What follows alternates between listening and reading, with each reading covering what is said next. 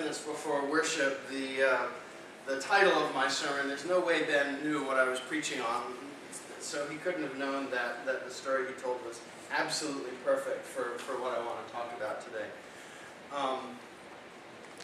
I think a lot about our children's ministry, although I'm not nearly as deep into it as Ben is.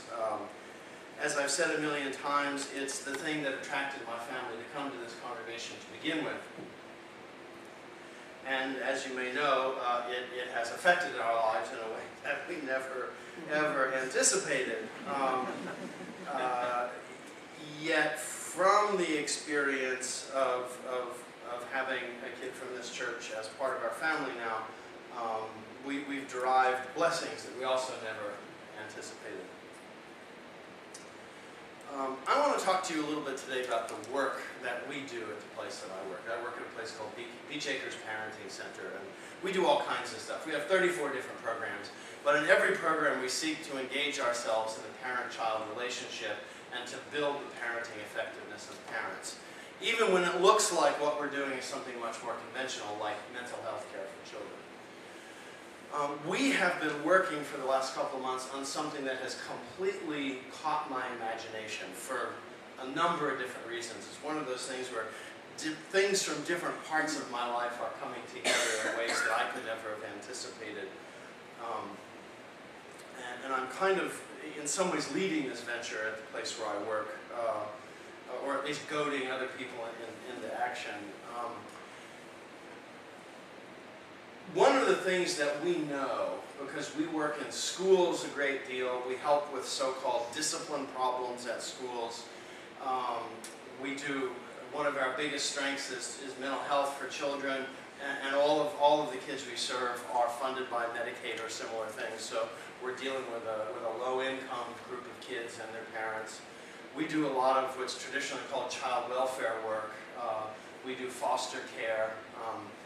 And we know that kids, especially in urban environments, are deeply affected by what are sometimes called adverse childhood experiences. I can't think of our social workers in the room, so I won't make that joke. Never mind. Well, I will. Social workers like to take simple things and put big names on them so that only they understand them, and then they have to explain it to us. And I tease the social workers in our organization about this all the time, because I have to write grant proposals where I take names like this and turn into words like that. Well, a more common name for adverse childhood experience, also known as ACEs, is trauma. And there are other words that can describe that sort of experience. Trauma is sometimes a one-time horrible event, sometimes it's a series of repeated horrible events, and sometimes it's chronic, low-level environmental stress and chaos that never abates. So sometimes you can talk about traumatic stress, or you can talk about chronic trauma, or even just chronic stress. This affects kids, and it affects kids living in low-income environments much more. Teachers see it in classrooms as various kinds of behavior disruptions. Kids who are not able to focus on their work, kids who are always popping up out of their chairs, kids who are really inappropriate with what they say and do in front of other kids, kids who are aggressive and nasty to teachers or to other kids, kids who get in fights, really simple. All of these things, and by the way, this is true of adults as well, all of these things are classic signs of childhood trauma.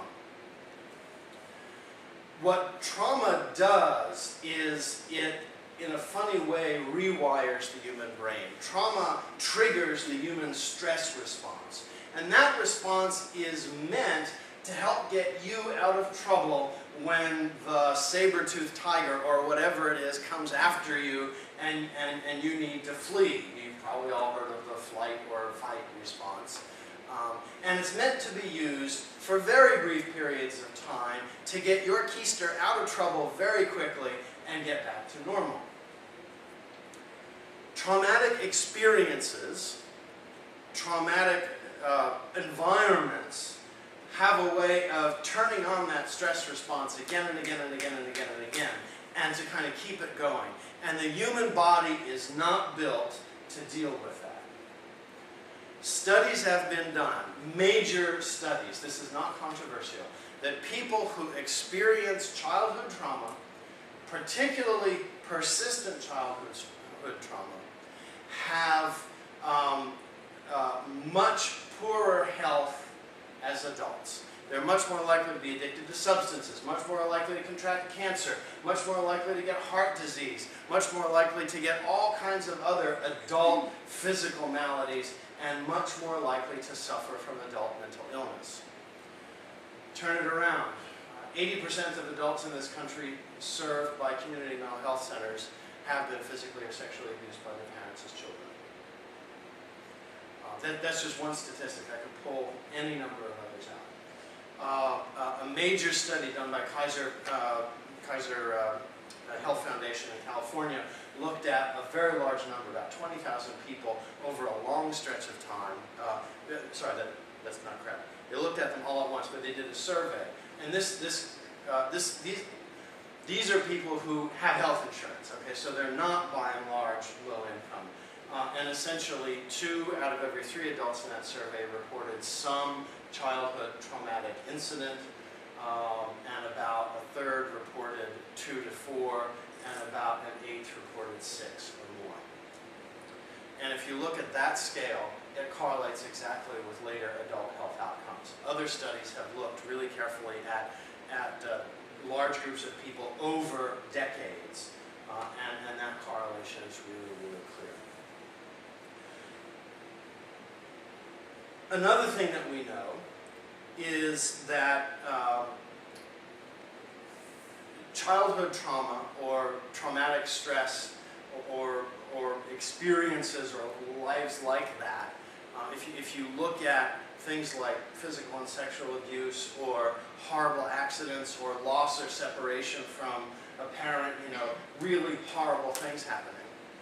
And then if you look at kids who don't have a lot of those horrible things happening but have ongoing, chaotic, stressful environments, the health outcomes 30 years later are the same.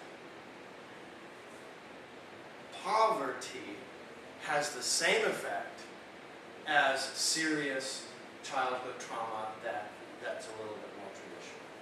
And by the way, those things also include witnessing violence personally, not just experiencing, but witnessing violence. All these things overload that human stress reaction, and I really am going to get to the 2 scripture readings. They overload the human stress reaction, and that causes the body to break down over time, and it is closely associated with childhood and adult mental illness. One of the effects that trauma, whether sustained or unique, has in school-age kids is that it impairs what's called executive function. That's my ability to deal with confusing or chaotic information, sort it out, pick out the important stuff, and make decisions. It's my ability to adapt to my environment, to understand what's going on around me, and to respond and react where I need to and filter out what I don't need to. Executive function includes the ability to control my own impulses, my anger, my responses to the environment around me. Traumatized kids are often hyper-alert and hyper-aroused and hyper-violent. Sometimes they're hyper-withdrawn, hyper-turned in on themselves, and then they'll sometimes turn that violence on themselves. It makes it extraordinarily difficult to function in the classroom, and it makes it extraordinarily difficult to run a classroom if you have high numbers of kids suffering the effects of trauma. But we also know something else. We know that some kids have extraordinary resilience in the face of trauma. Think for a minute about Hermie and Louise. They both went through a very traumatic experience that involved Louise being very badly burned and Hermie essentially saving his life.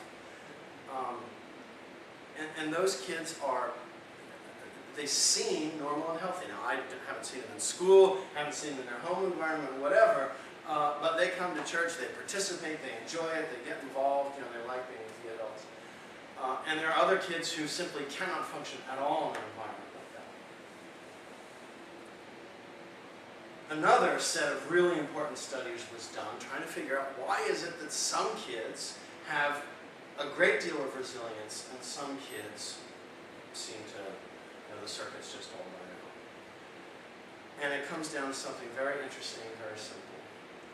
In the first couple years of a kid's life, if the parents, especially the mother, have been deeply attentive to the kid's emotional state and responsive to it, you can look at those predictors of adult success and failure, and there's an almost direct correlation.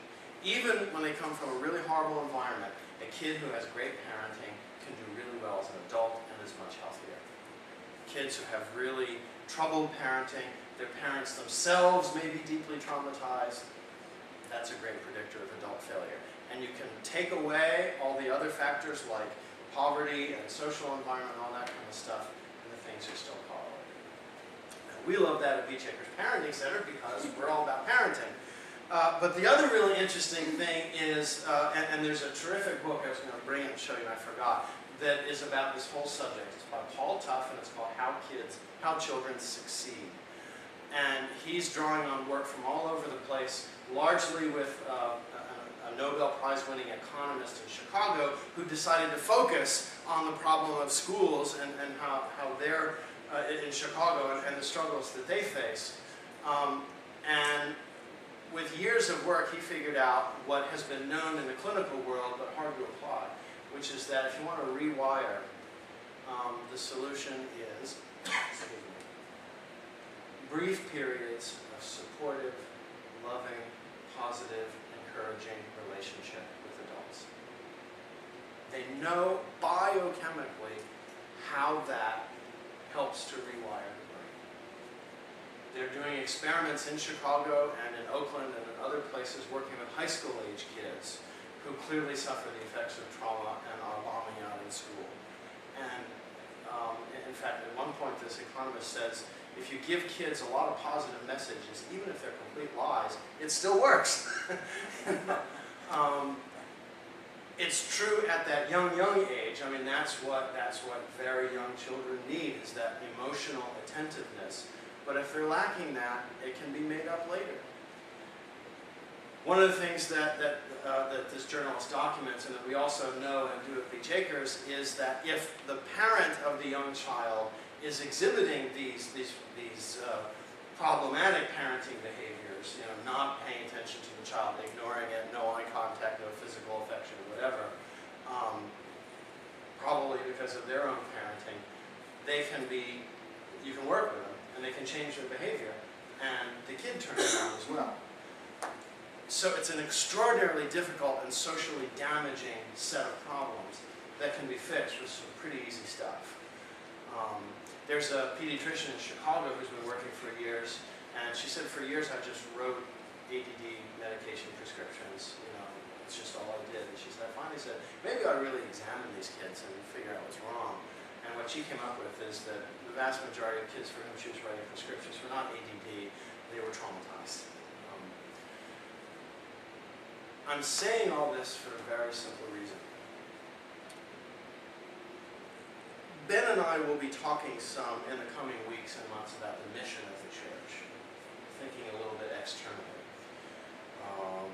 I'm thinking and praying a great deal about this, and I continue to be convinced that our ministry with kids is something God has given us to do, and it's the way in which we can respond to God in the community where we are. I don't want to make any judgments or diagnoses about any particular kids that we know. But what we have in front of us is an opportunity to carry out one of the critical missions of the church. It was one of the missions of Jesus himself, and that is the mission of healing.